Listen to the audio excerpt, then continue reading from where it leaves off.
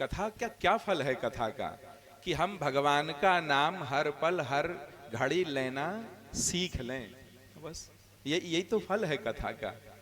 हाँ, बहुत श्री द्वारिकाधीश जी महाराज की कृपा और उनकी ही कृपा से प्रतिवर्ष ये आयोजन होता है। किसी ने कहा कि महाराज न्यायाधीश तो गलत हो सकता है, लेकिन द्वारिकाधीश का निर्णय गलत नहीं हो सकता।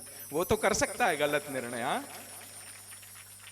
वो जैसे साक्ष्य दिखेंगे उस हिसाब से निर्णय हो जाएगा, लेकिन महाराज इनको तो साक्ष्य की भी जरूरत नहीं, ये तो सब बैठे बैठे देख रहे हैं।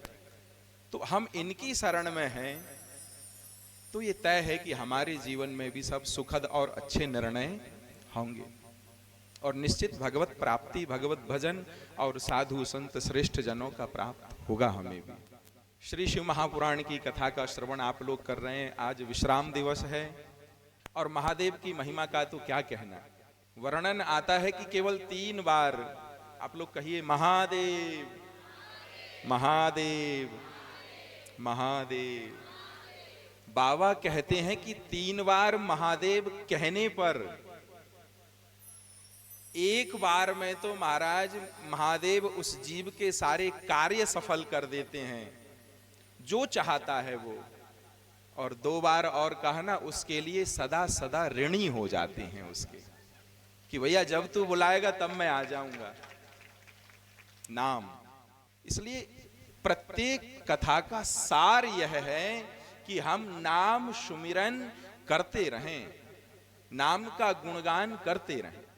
देखिए, ये जो तन है मनुष्य का, ये मनुष्य का तन नौका है। क्या है? जोर से बोलो ना, नौका है। और ये जो हम कहते हैं ये संसार है, ये क्या कहते हैं? संसार सागर। हाँ, अब ये भाव सागर में, संसार सागर में ये क्या डली है? नौका डली है उसमें। हाँ, नौका डली है। अब पार कैसे होगी नौका, बताओ? पतवार से होगी। तो वो जो शिव कथा सुन रहे हो, और वो शिव में 2 अक्षर हैं, शा और बा, वही महाराज शिव नाम की 2 पतवार जो अपने जीवन में धारण कर लेगा, उन 2 पतवारों से नौका चाहे जैसी हो भवसागर से पार हो जाएगी। लेकिन धारण करने पर और निरंतर चलाने पर। देखिए, आप ऐसा ना समझें कि नौका है, पतवार भी है, और 1-2 बार पतवार चलाई और फिर नौका पार। 1-2 बार चलाने से नहीं होगा। नौका पार कब होगी? जब हम उसे निरंतर चलाते रहेंगे, तब महाराज किनारे पे लगेंगे। ऐसी आज हमने आपने कथा सुन ली, अब जब तक परमात्मा ने जीवन दिया है तब तक महाराज हम भगवान के नाम का सुमिरन, गुणगान, चिंतन, स्मरण करते रहें। यही कथा का प्रसाद है।